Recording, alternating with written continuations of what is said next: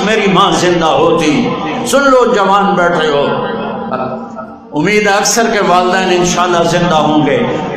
فرمایا کاش میری ماں زندہ ہوتی. تم دیکھتے میں کیا کرتا، میں عشاء کے مصلی پہ کھڑا ہو کر سورۃ فاتحہ پڑھ رہا ہوتا، با جماعت عشاء کی نماز ہوتی اور میرے گھر سے آواز آتی، میری ماں کہتی محمد، تو میں ماں کے لیے نماز توڑ دیتا. یہی مائیں تمہارے ہاتھوں ذلیل ہو رہی ہیں.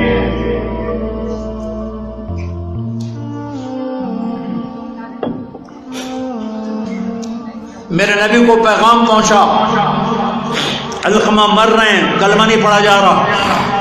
آپ دوڑ کے آئے. علقمہ صحابی جن کے بارے میں قرآن کہتا ہے کلًا وعد اللہ الحسنى، صحابہ سب کے لیے جنت کا وعدہ ہے. اللہ نے کہا میرے نبی تیرے تمام صحابہ کے لیے تیرا رب جنت کا وعدہ کرتا ہے. سورہ فتح.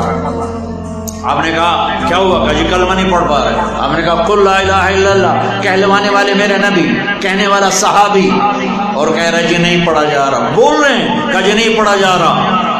اچھا اس کے والدین میں کون زندہ ہے؟ کہ جی ماں. بلو.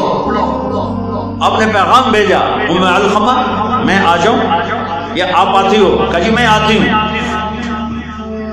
آپ علقمہ سے ناراض ہیں؟ جی ناراض ہوں.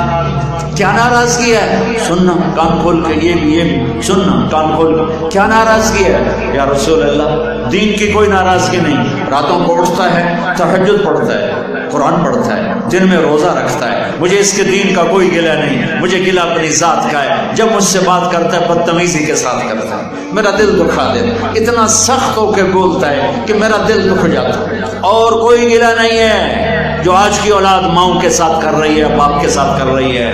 بڑی پرانی بات یاد آ گئی. ایک بیٹا باپ سے کہہ رہا تھا تو آج تائیں میرے واسطے کی کیتا ہے، تو آج تائیں میرے واسطے کی بنایا ہے.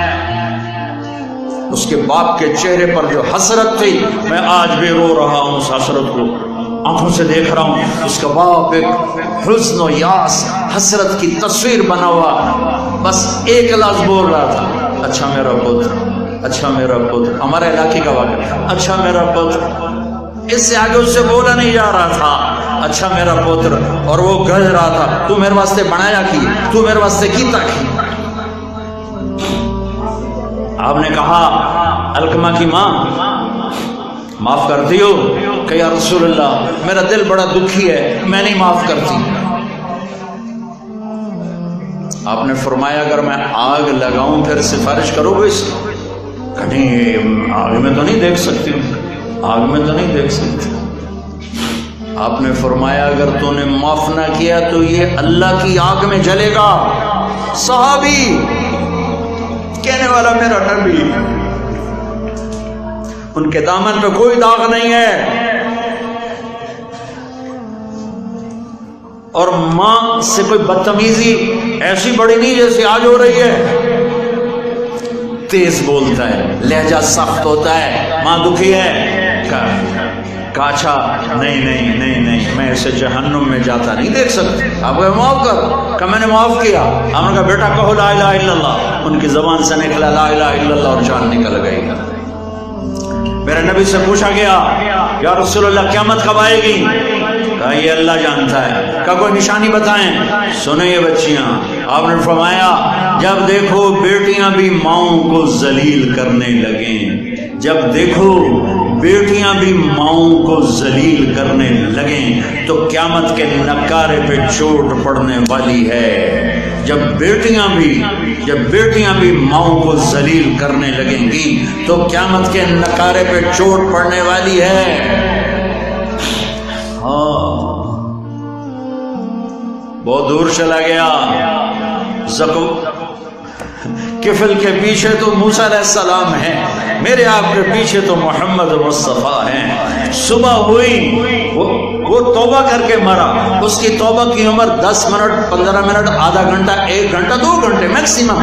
ساری زندگی گناہوں کی تاریک رات ہے، رواں داغدار ہے، اور آدھے گھنٹے کی 1 گھنٹے کی توبہ ہے. صبح جب لوگوں نے دیکھا تو کفل کے مین گیٹ پہ لکھا ہوا ان اللہ قد غفر للکفل. لوگو اللہ نے کفل کو معاف کر دیا ہے۔